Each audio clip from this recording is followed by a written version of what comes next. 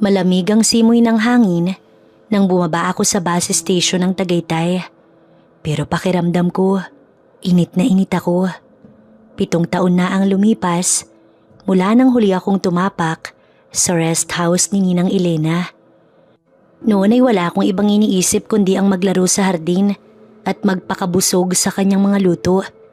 Ngayon, 22 na ako at may kakaiba akong nararamdaman sa tuwing naiisip ko ang muli naming pagkikita. Naglalakad ako papunta sa gate ng rest house nang biglang bumukas ang pinto. Doon ko siya nakita, si Ninang Elena. Nakasuot siya ng manipis na puting damit, medyo hapit sa kanyang katawan. Ang kanyang mahabang buhok ay nakapusod at ang kanyang mga mata kumikinang sa sikat ng araw. Napalunok ako. "Paulo!" Masigla niyang bati. Bumaba mula sa veranda at sinalubong ako ng isang mahigpit na yakap. Nang maglapat ang aming katawan, saglit ako natigilan. Ramdam ko ang mainit na katawan ni Ninang at kahit pasaglit lang yun, may kakaiba akong naramdaman. "Ang laki mo na," ani Ninang habang nakatingala sa akin. "Binata na talaga, para ka ng ibang tao." Napangiti ako. Pilit kong itinago ang init sa katawan ko. "Ikaw nga rin po, Ninang, mas lalo kang naging bata." Bahagyang naningkit ang mata niya at ngumiti siya ng pilyo. "Bolero ka talaga, tara na sa loob." Sumunod ako sa kanya pero hindi ko maiwasang mapatingin sa kanyang likuran. Ang bawat kilos niya ay parang may isang bagay na hindi ko kayang ipaliwanag. Isang bagay na nakakapanabik. At doon nagsimula ang hindi ko inaasahan. Nagtagal kami ni Ninang sa salas. Nagkukwentuhan tungkol sa buhay ko sa Maynila. Siya naman ay nagbahagi kung paano niya muling itayo ang kanyang negosyo matapos ang hiwalayan nila ni Tito Raul. Pero habang lumalalim ang gabi, napapansin kong nagiging mas relax at malambing si Ninang. "Paulo, gusto mo bang uminom ng wine?" Tanong niya habang inaabot ang isang bote. Nag-aalinlangan ako pero ngumiti. Sige po, Ninang." Habang nagiinuman kami, mas naging bukas ang aming usapan. Napunta sa mga relasyon, sa pag-ibig at sa mga bagay na hindi dapat pinag-uusapan ng isang ninang at inaanak. "Alam mo, Paulo," bulong niya habang iniikot ang baso sa kanyang daliri. "Minsan iniisip ko, paano kaya kung ibang buhay ang tinahak ko?" Napatingin ako sa kanya. "Ano pong ibig niyong sabihin?" Napangiti siya pero may lungkot sa kanyang mga mata. "Yung hindi ako napikot ng maaga, yung hindi ako naging asawa ni Raul, yung hindi ako naging ganito." May kakaibang lungkot sa kanyang tinig at sa sandaling yun parang nawala ang distansya sa pagitan namin.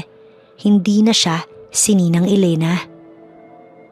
Siya ay isang babaeng nasaktan, isang babaeng nangangailangan ng pag-unawa, isang babaeng mapanganib sa akin. At doon ko napagtanto na masyado nang manipis ang linya sa pagitan ng tama at mali. At handa na ba akong tawirin ito? Malamig ang gabi sa Tagaytay, pero ang pakiramdam ko para akong nasa loob ng isang nagbabagang pugon. Pagkatapos ng ilang baso ng alak, mas naging malapit ang usapan namin ni Ninang. Ang dating formal at maalaga niyang tono ay napalitan ng malambing at palayaw na pag-uusap na parang hindi na kami magkadugo sa espiritual. "Paulo, hindi ka pa ba inaantok?" Aniya habang inilapag ang baso sa lamesa. Hindi pa ho. Kayo ho ba?" "Medyo pero hindi pa ako handang matulog." Tumayo siya mula sa sofa at lumakad papunta sa veranda kung saan malamig ang hangin at kita ang kumikislap na ilaw mula sa malayong bahay sa ibaba ng bundok. Sinundan ko siya at tumabi sa kanya habang nakasandal siya sa railing. Tahimik ngunit puno ng tensyon. Ilang segundo kaming hindi nagsalita. Nakatitig lang ako sa kanya. Sa paraan ng pagbagsak ng ilaw ng buwan sa kanyang muka, sa paraan ng paggalaw ng kanyang buhok sa ihip ng hangin, at sa bawat segundo ng katahimikan, parang mas lumalakas ang kabog ng aking puso. "Alam mo, Paulo, Minsan, nakakalimutan kong may mga bagay palang hindi dapat ginagawa. Napalingon ako sa kanya. Ano hong ibig niyong sabihin? Napangiti siya pero hindi ito yung tipong inosenteng ngiti. Ito yung tipong may itinatagong lihim. Wala lang, sagot niya, tsaka tumingin muli sa malayo. Minsan lang, may mga bagay na alam mo mali pero hindi mo maiwasang gustuhin. Bago ko pa man maisip kung anong isasagot ko, naramdaman kong bumangga ang kanyang braso sa aking braso. Isang maliit na kilos, pero sapat na para magdulot ng matinding sensasyon sa loob ng katawan ko. Hindi ko alam kung sinadya niya o hindi, pero hindi ko rin inalis ang aking braso. Tumigil ang mundo sa pagitan namin. At sa gabing yun, kahit hindi sinabi ng bibig namin, alam naming pareho nang may nangyayari sa amin na hindi dapat nangyayari. Nagtagal pa kami sa veranda, nakatingin sa isa't isa ng mas matagal kaysa sa dapat, nag-uusap ng mga bagay na hindi dapat pinag-uusapan.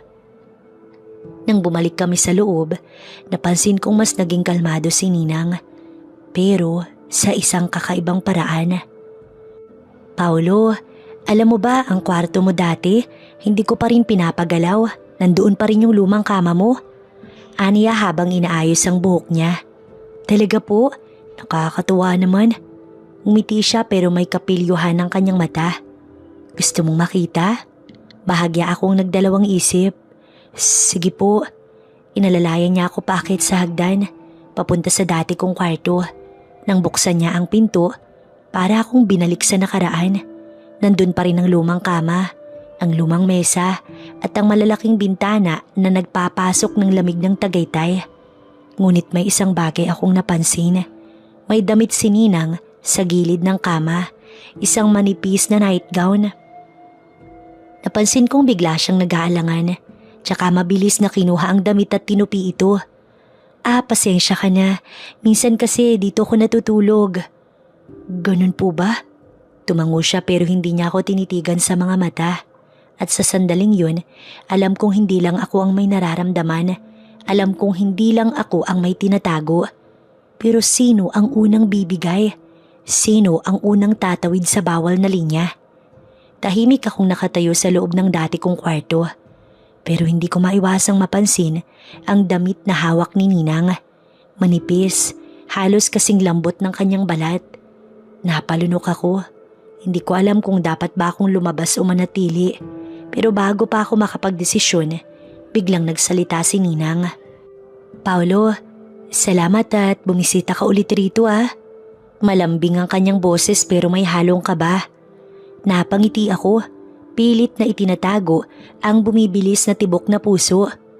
Ako nga po dapat ang magpasalamat, Ninang. Ang tagal na rin po ng huli nating pagkikita. Ngumiti siya pero may isang kakaibang kislap sa kanyang mga mata. Oo nga pero kahit matagal tayong hindi nagkita, parang hindi ka naman nagbago. Isa ka pa rin sa pinakamalapit sa akin. Parang may ibang ibig sabihin ng kanyang sinabi. Pero bago ko pa iyon mapag-isipan ng mabuti, lumapit siya sa akin at hinaplos ang aking braso sa isang banayad na paraan. Hindi ko namalayan, napagod na pala ako sa wine. Aniya habang naghihikab. Siguro dapat na akong magpahinga. Alam kong paalis na siya ng kwarto pero hindi ko maiwasang magsalita. Ninang, lumingon siya. Nag-aalangan ako pero itinuloy ko. Gusto mo pong samahan kita? Baka po may kailangan ka bago ka matulog. Napangiti siya. Hindi ko alam kung inosente o puno ng pangaakit ang kanyang ngiti. Pero ang sagot niya ang nagbigay sa akin ng sagot. Paulo, baka kung anong isipin mo. Napakamot ako sa ulo.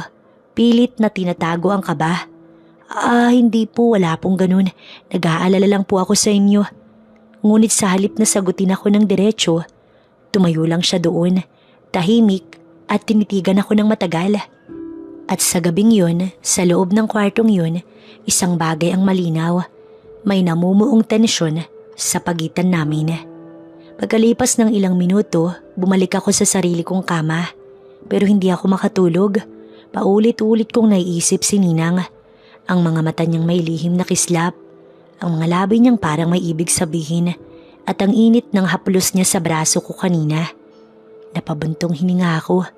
Malito pero bakit ang hirap pigilan? Dahil hindi ko matiis, lumabas ako ng kwarto para uminom ng tubig. Habang naglalakad ako sa hallway, napansin kong bahagyang nakabukas ang pinto ng kwarto ni Ninang. At nang dumaan ako, hindi ko napigilang sumilip at doon ko siya nakita. Nakatalikod siya sa akin, nakaupo sa gilid ng kama at tila nagpapalit ng damit. Suot niya ang isang manipis na nightgown. Biglang bumilis ang tibok ng aking puso. Alam kong malito pero hindi ko na kayang umurong. Hanggang sa bigla siyang lumingon, nagtagpo ang aming mga mata at sa titig niyang yun, alam kong wala na itong urungan. Tumayo ako sa harap ng pinto ni Ninang. Hindi sigurado kung lalapit ako o lalayo. Bahagyang nakabukas ang pinto at mula sa loob, kita ko siyang nakaupo sa gilid ng kama. Nakasuot siya ng manipis na nightgown at kahit hindi iyon ang intensyon niya, hindi ko maiwasang mapansin kung paano ito bumagay sa kanya. May kakaibang ganda. Biglang lumingon si Ninang.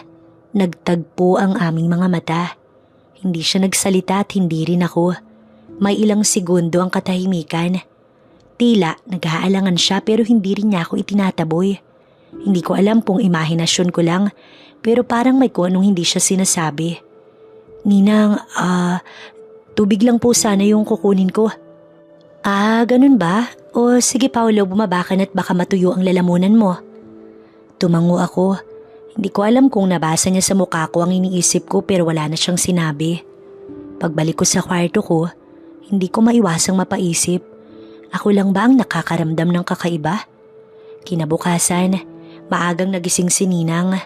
Pagbaba ko sa kusina, naabutan ko siyang nagtitimpla ng kape. Nakasuot siya ng simpleng cotton na damit. Malayo sa suot niya kagabi. Pero hindi ko pa rin maiwasang mapansin kung paano niya natural na dadala ang kanyang sarili. Elegante, kalmado, pero may kung anong lambing sa bawat kilos niya. Paulo, gising ka na pala. Bati niya, sabay abot ng isang tasa ng kape. Buti naman at nakatulog ka ng maayos. Tumango ako habang naupo sa tapat niya. Oho, kayo po ba? Bahagya siyang ngumiti. Mabuti naman, masarap ang simoy ng hangin dito sa Tagaytay, hindi ba? Tumango ako pero ang totoo, hindi iyon ang aking iniisip. Iniisip ko pa rin ang nangyari kagabi. Ang titigan namin, ang katahimikan sa pagitan namin. At kung may ibang ibig sabihin ng lahat ng yun. Naghari ang katahimikan habang pareho kaming humihigop ng kape. Wala sa amin ang gustong unang magsalita tungkol sa nangyari. Hanggang sa biglang bumukas ang pinto. Pamangkin! Sigaw ng isang pamilyar na boses. Si Tita Mariel, ang nakababatang kapatid ni Ninang Elena. Biglang nag-iba ang kilos ni Ninang. Para bang bumalik siya sa dati niyang sarili. Ang maalaga, ang palangiti at walang kahit anong bakas ng kagabi. Ngunit sa isang sulyap na ibinigay niya sa akin bago siya bumalik sa kanyang ginagawa, alam kong hindi lang ako ang may iniisip tungkol sa nangyari. Si Tita Mariel ay laging malikot at palatawa, malayo sa tahimik at mahinhing ugali ni Ninang. Mas bata siya ng 5 taon kay Ninang pero parang magkaedad lang sila dahil sa presensya niya. Aba Paulo, binata ka na talaga, parang kailan lang ang liit-liit mo pa. Biro niya habang kinukurot ang aking pisngi. Napakamot ako ng ulo. Tita naman, tumawa siya bago lumingon kay Ninang. Ate, buti na lang at nagpunta si Paulo rito. Dapat naman kasi may kasama ka rito sa bahay. Ngumiti si Ninang pero may kung anong nasa likod ang kanyang mga mata. Oo nga, buti na lang at bumisita siya. Alam kong wala namang kakaiba sa sagot niya pero sa paraang binigkas niya ito, parang may ibang kahulugan. Mula noon, naging mas madalas ang presensya ni Tita Mariel sa bahay at kahit papaano, nagkaroon ng hadlang sa pagitan namin ni Ninang. Isang hadlang na hindi ko alam kung dapat ko bang ipagpasalamat o dapat kong pagsisihan. Pero ang sigurado, kahit anong iwas namin, hindi na namin kayang burahin ang nangyari kagabi. Lumipas ang ilang araw at sa bawat umaga, unti-unting nagiging normal ang lahat. Si Tita Mariel ay madalas bumisita. At dahil sa presensya niya, tila bumalik sa dati ang relasyon namin ni Ninang. Walang bahid ng kung anong nangyari noong gabing yun. Pero sa tuwing napapatingin ako kay Ninang, may kung anong bumabalik. Isang bagay na hindi namin masabi sa isa't isa. Isang gabi, habang tahimik akong nakaupo sa teres, dumaan si Ninang papunta sa hardin. Nakasuot siya ng simpleng cotton na night dress. Pero kahit gaano kasimple, hindi ko maiwasang mapansin ang ganda niya. Nagtagpo ang aming mga mata. Oh, hindi ka pa natutulog? Hindi pa po, Ninang. Medyo presko kasi rito. Ngumiti siya tsaka tumingin sa malayo. Oo nga, iba ang hangin dito sa Tagaytay. Nakakagaan ng pakiramdam. May ilang segundong katahimikan bago siya muling nagsalita. Paulo, tumingin ako sa kanya. Iba ang tono ng kanyang boses. Mahina pero may bigat. May gusto kong itanong sa'yo. Ano ho yun? Huminga siya ng malalim bago bumaling sa akin. Nag-aalangan, halatang may bumabagabag sa kanya. Nung gabing yun, may ibig ba yung sabihin sa'yo? Parang may bumara sa aking lalamunan. Hindi ko alam ang isasagot ko. Dapat ko bang sabihin ng totoo? Dapat ko bang aminin na hindi ko na siya nakikita bilang isang pangkaraniwang ninang na may kung anong namamagitan sa amin na hindi dapat? O dapat ko bang itanggi ang lahat at hayaang manatili ang distansya? Ninang, mahina akong sagot habang hinahanap ang tamang mga salita. Ngunit bago pa ako makapagsalita, biglang dumaan si Tita Mariel mula sa loob ng bahay. Ate, gising ka pa pala. Masayang sabi niya habang lumalapit. Paulo, halika, inom tayo. At sa pagdating ni Tita Mariel, naputol ang sandaling iyon sa pagitan namin ni Ninang. Isang sandaling maaaring nagbago sa lahat. Kinagabihan, matapos uminom ng kaunting alak kasama si Tita Mariel, nagpaalam na ako para matulog. Pero pagpasok ko sa kwarto, hindi ko nagawang matulog agad. Nakatingin lang ako sa kisame. Paulit-ulit na iniisip ang tanong ni Ninang. May ibig ba yung sabihin sa'yo? Napabuntong hininga ko. Alam kong hindi ko na ito dapat ipagwalang bahala. Lumabas ako ng kwarto at bumaba. Tahimik na ang buong bahay. Pero nakita kong bukas pa ang ilaw sa kwarto ni Ninang. Dahan-dahan ako lumapit sa pinto niya at maingat na kumatok. Nang? Maya-maya bumukas ang pinto.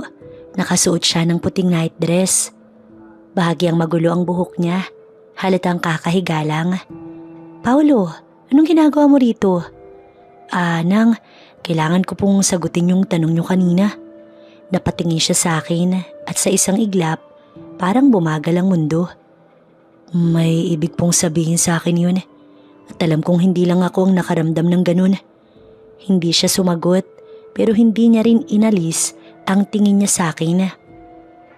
Dahan-dahan ako lumapit at nang wala siyang ginawa para tumanggi, inabot ko ang kanyang kamay.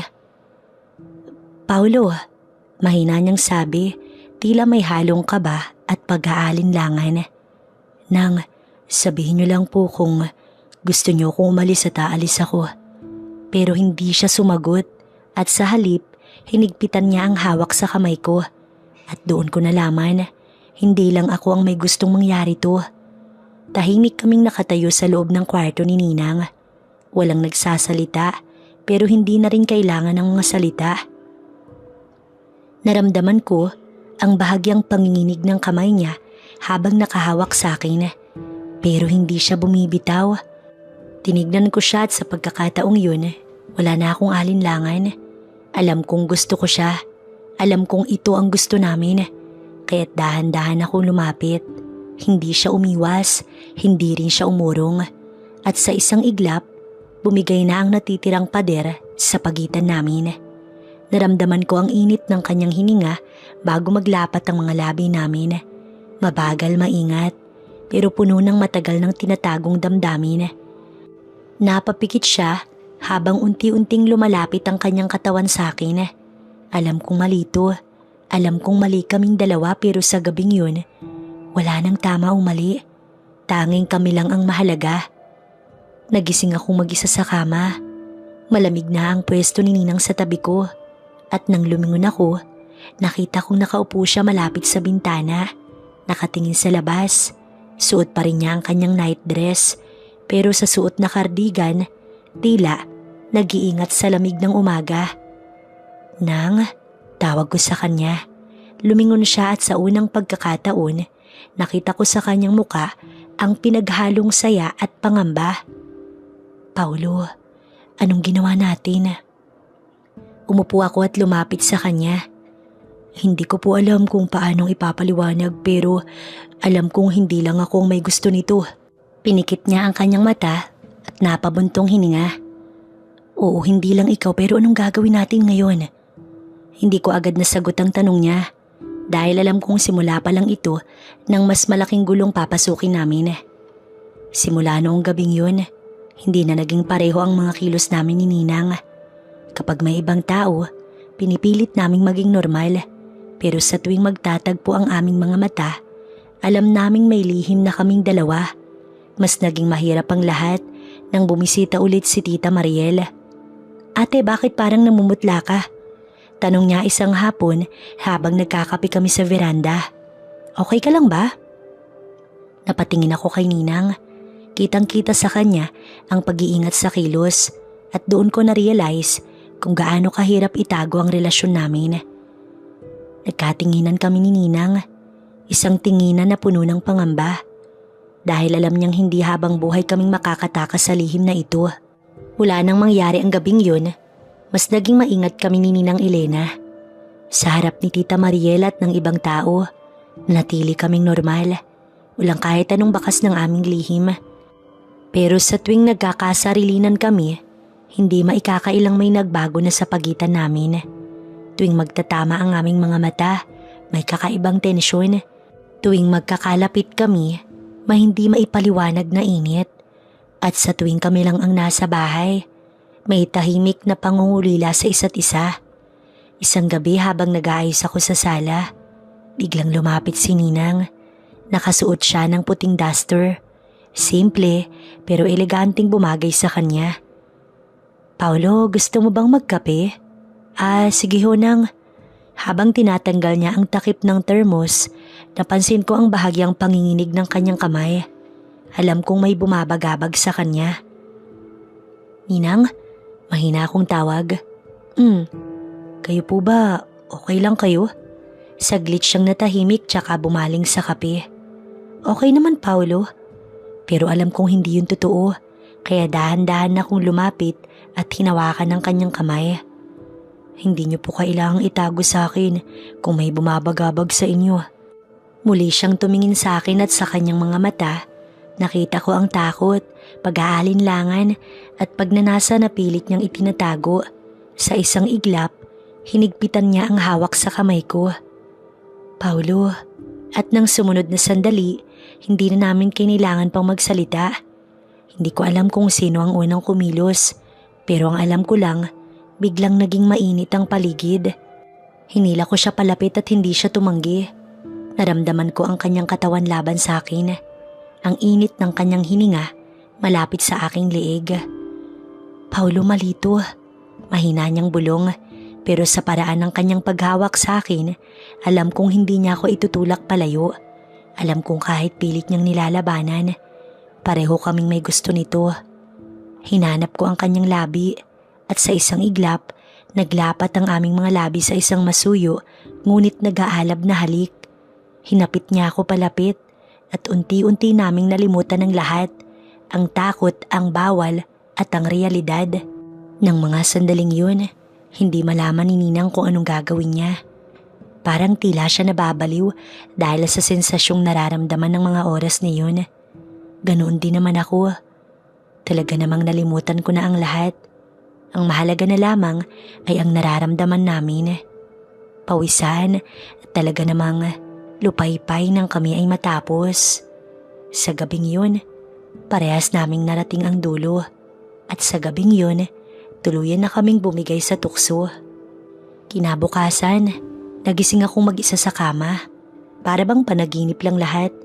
Pero nang lumabas ako sa kwarto, nakita kong abala si Ninang sa kusina. Nang makita niya ako, sandali siyang natigilan pero agad siyang bumalik sa kanyang ginagawa. Pilit na nagpapaka-normal. "Good morning, Paolo. Kain ka na?" Hindi siya tumingin sa akin. Tumango ako at umupo sa harap niya. Pero kahit anong gawin namin, alam naming hindi na ito tulad ng dati. May nag-iba na. At habang tumatagal, mas lalong nagiging mahirap itong aming relasyon. Lumipas ang mga araw at sa bawat pagkakataong magkasama kami ni Ninang Elena, mas lalong lumalalim ang relasyon namin. Sa simula, sinusubukan naming pigilan ang aming nararamdaman. Pero sa tuwing kami magkasama sa loob ng bahay, hindi namin maiwasang mahulog muli sa isa't isa. Gabi-gabi, sa tahimik na sulok ng kanyang kwarto o sa sala. Kapag wala ng ibang tao, ninanakaw namin ang mga sandaling hindi dapat sa amin. Pero sa kabila ng init ng aming lihim, mas lumalaki rin ang aking pangamba. Hanggang kailan namin ito may tatago. Isang hapon habang nasa kusina ako, biglang dumating si Tita Mariel. "Paolo, ikaw pala ang nandito. Nasaan si Ate Elena?" Medyo kinabahan ako, katatapos lang kasi ng isang lihim na sandali namin ni Ninang sa kanyang kwarto. "Nasa itaas po, nagpapahinga." Sagot ko, pilit na kalmado. Nakita kong tumingin siya sa paligid, para bang may napapansin siyang kakaiba. "Parang tahimik dito ngayon ah." "Siguro po kasi walang ibang tao kaya parang tahimik." Sagot ko. Hindi ako sigurado kung naniwala siya sa akin, pero bigla siyang lumapit at pabirong bumulong. "Alam mo, Paolo, napapansin kong parang may tinatago kayong dalawa ni ate." Biglang nanlamig ang kamay ko. "Po?" Natawa si Tita Mariel. "Wala, joke lang." Pero kahit anong biro niya, hindi ko maiwasang mag-alala. Muntik na kaming mabuking at alam kong sa susunod baka hindi lang ito basta biro. Habang patuloy ang relasyon namin ni Ninang, napansin kong unti-unting nagbabago ang kilos niya. Minsan, nahuhuli ko siyang tahimik at malalim ang iniisip. Minsan naman, parang may gusto siyang sabihin pero hindi niya masabi. Isang gabi habang nag-aayos ako sa sala, bigla siyang lumapit. "Paolo, napansin kong madalas kang lumalabas nitong mga nakaraang araw." Mahina niyang sabi. "Opo nang, may mga kaibigan po kasi akong niyayayang lumabas." Nakita kong napakunot ang noo niya. Sa unang pagkakataon, nakita ko sa kanyang isang bagay na hindi ko inaasahan, ang pagsiselos. "May babae ka bang nakikilala?" Diretsong tanong niya. Nagulat ako, hindi ko alam kung paano sasagutin yun. "Nang wala po, kayo lang." Tumingin siya sa akin at sa isang iglap, lumapit siya at niyakap ako ng mahigpit. "Paolo, ayokong mawala ka."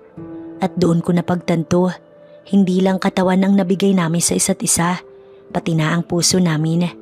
Sa kabila ng pagtatago namin ni Ninang, hindi namin inaasahan ang isang pangyayaring babago sa lahat. Isang gabi habang nasa kwarto kami ni Ninang, biglang bumukas ang pinto at sa pintuan nakatayo si Tita Mariel, gulat na gulat sa kanyang nasaksihan. "Ano to?" Mahina pero nanginginig niyang tanong. Biglang kumawala si Ninang mula sa aking yakap at nakita kong namutla siya. "Mariel, pwede nating pag-usapan to." Mahina niyang sabi. Pero umiling si Tita Mariel. Kita sa kanyang mga mata ang halo-halong emosyon, galit, pagtataka at pagkabigo. "Hindi ko alam kung anong mas nakakagulat, na ikaw ang kasama ni ate o na ikaw, Paolo, ay nagawa to." Napakagatlabi ako. Alam kong wala akong maidadahilan at sa sandaling yun, alam kong tapos na ang lahat. Makalipas ang ilang linggo, umalis ako sa bahay ni Ninang. Wala na akong mukhang maiharap kay Tita Mariel at higit sa lahat, wala na akong lakas na loob na manatili pa sa piling ni Ninang Elena. Hindi ko na siya nakausap matapos ang gabing yun. Hindi ko alam kung paano niya hinarap ang sitwasyon, kung paano niya ipinaliwanag ang lahat kay Tita Mariel. Pero ang sigurado, hindi na pwedeng bumalik sa dati ang lahat. Makalipas ang isang taon, muli akong bumalik sa Tagaytay. Hindi ko alam kung bakit, pero may isang parte ng puso kong gusto kong makita si Ninang kahit isang beses lang. Pagdating ko sa dati naming bahay, Nakita kong naiba na ang paligid. Tahimik, malungkot at tila wala na ang init na dati kong naramdaman sa lugar na ito. Nang biglang bumukas ang pinto at doon sa harap ko nakatayo si Ninang Elena. Nagkatinginan kami. Walang salitang lumabas sa amin. Hanggang sa siya ang unang umiti. Paulo? Mahina niyang tawag sa aking pangalan. Umiti rin ako kahit mahapdi sa dibdib. Ninang, at sa sandaling yun, alam naming pareho, tapos na ang kwento namin. Isang lihim na itinago, isang pag-ibig na hindi dapat, at isang relasyong kailangang kalimutan. Wala nang babalikan, wala nang maipaglalaban. At sa huling pagkakataon bago ako umalis, bumaling ako sa kanya at binitiwan ang huling mga salitang gusto kong sabihin. Salamat at paalam. At doon natapos ang kwento namin ni Ninang Elena.